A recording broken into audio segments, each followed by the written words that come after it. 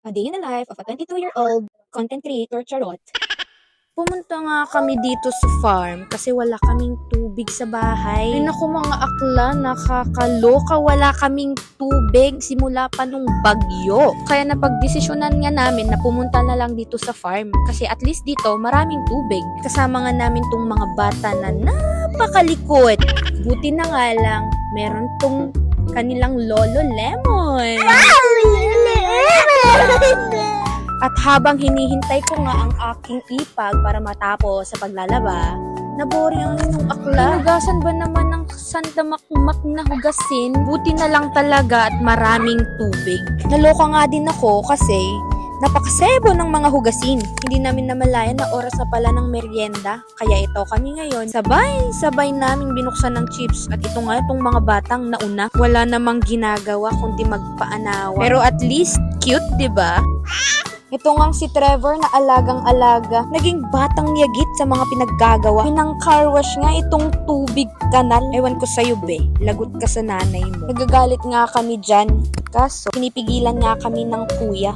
E paano? Minsan lang naman daw silang maging bata, kaya hayaan nyo na. Pagkatapos nga dyan itong dalawang to nangangamoy kanal na.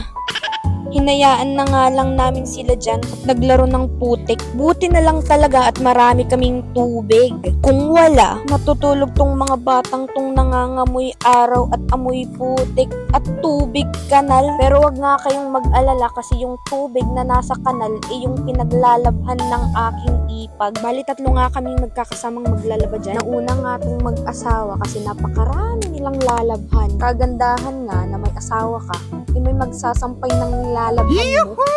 Eh di sana all. Bali ang linalabhan nga nila ay ang damit nilang mag-asawa plus damit ng dalawan nilang anak. Medyo worried nga kami kasi baka kulang ang sampayan. At buti na lang talaga matirik ang araw. Napaka-blessed nga namin dito kasi sa ibang mga bahay wala talaga silang tubig. Nung bagyo daw kasi nasira yung source kung saan nanggagaling yung tubig. Kaya ayun, walang tubig ang buong barangay. So habang naghihintay nga kami, ipinakita nitong uncle namin ang nanganak na aso. Sabay ang mga bata tuwang-tuwa ulit. Bali anim nga itong anak ng aspin. At itong si Trevor nagreklamo dahil kinakagat na ng langgam. Tawang-tawa nga kami nung sinasabi nung nakakagat na siya ng langgam.